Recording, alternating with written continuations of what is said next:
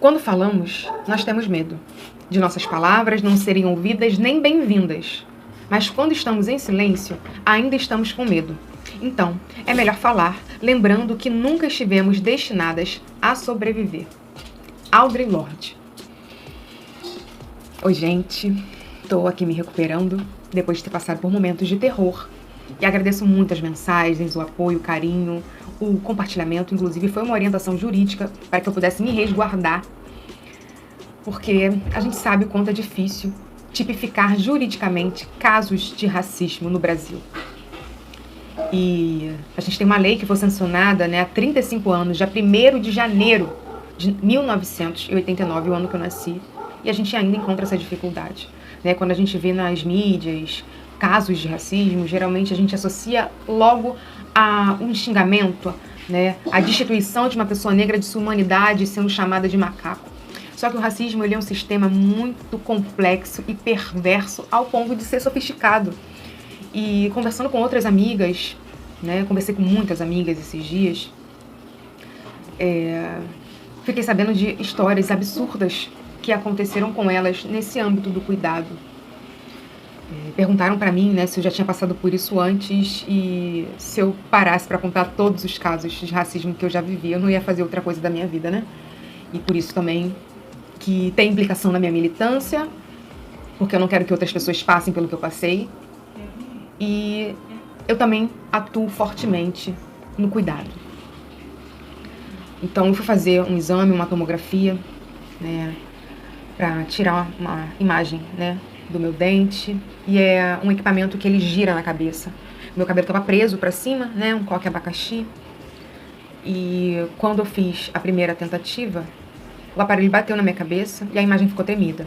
O funcionário veio falar comigo, foi muito gentil, solícito, e explicou, olha, a imagem ficou tremida porque o aparelho bateu no seu cabelo. Aí eu falei, então se eu soltar, pode ajudar?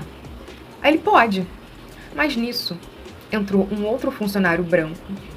Eu não sei se ele estava acompanhando o meu exame do lado de fora, mas ele apareceu pra mim, do nada, com uma tesoura na mão, dizendo que tinha a solução para o problema. E a tesoura é uma arma branca, O funcionário que estava fazendo o exame em mim repreendeu ele na hora, falou, opa, não é assim. Eu já fiquei muito tensa. E a gente repetiu o exame, ficou tremendo de novo. Ele perguntou se eu podia fazer uma trança. Eu falei que não tinha como. E aí eu pedi para repetir novamente o exame, então a gente fez 3 vezes. E aí ele me explicou que se ficasse ruim, eu poderia voltar, com o cabelo trançado. A princípio o exame ficou ok, foi enviado para o laboratório lá para poder fazer o laudo. E eu fiquei pensando, eu falo ou não falo, Até porque o que eu podia fazer ali, em que eu estava sozinha, E passei por aquela situação com 2 homens brancos. Eu decidi falar, me posicionar, agradeci ele pelo atendimento que ele me ofereceu e também disse que ele conversasse com um amigo dele que tem certas colocações que não se fazem para uma mulher, especialmente se ela for uma mulher negra. Ele se assustou, mas me pediu desculpas. E quando eu saí, agradeci também o recepcionista, que foi muito gentil comigo. Mas quando eu passei da porta, eu fiquei desesperada, desorientada, não sabia mais o que fazer, comecei a chorar e a minha primeira reação foi ter ligado pro meu namorado.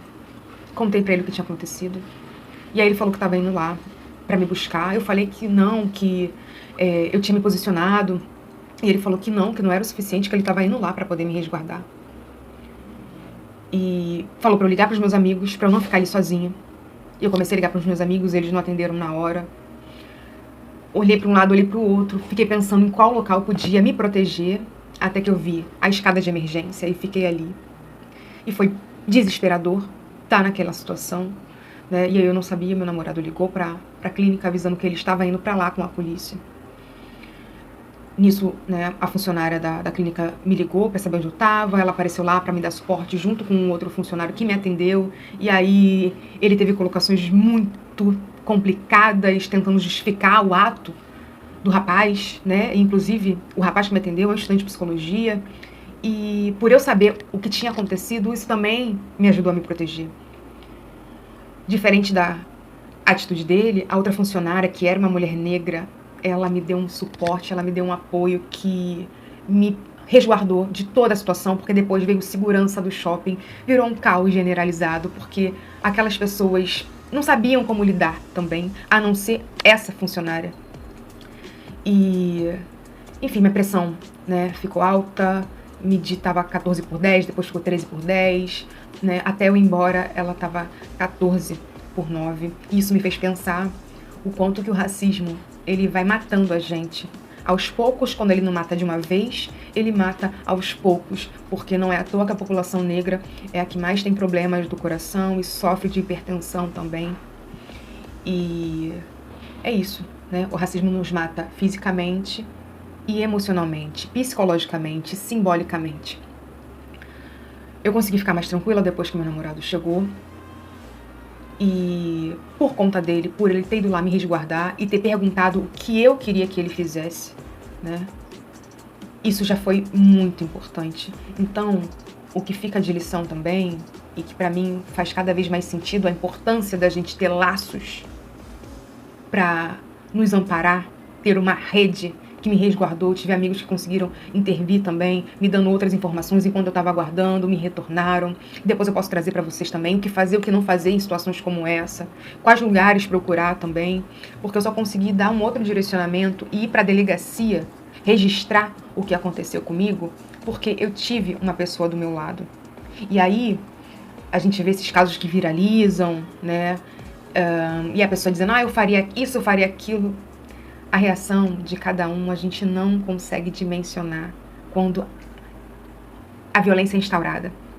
E aí, a gente precisa entender que muitas das vezes ser forte é ser vulnerável e saber pedir ajuda. Recebi também o apoio, né, da responsável da clínica, me pediu desculpas, falou, né, segundo as palavras dela, que o funcionário sabe que cometeu uma merda e que o racismo é crime e que eu poderia, né, correr atrás dos meus direitos, porque ela sabia o quanto aquilo, né, não poderia acontecer, inclusive falou de dar palestra lá, enfim, né, mas diante de uma situação tão violenta, a gente precisa também saber nos resguardar, nos proteger, porque o racismo ele é tão cruel que de vítima a gente pode ser algoz e assim, num estalar de dedos.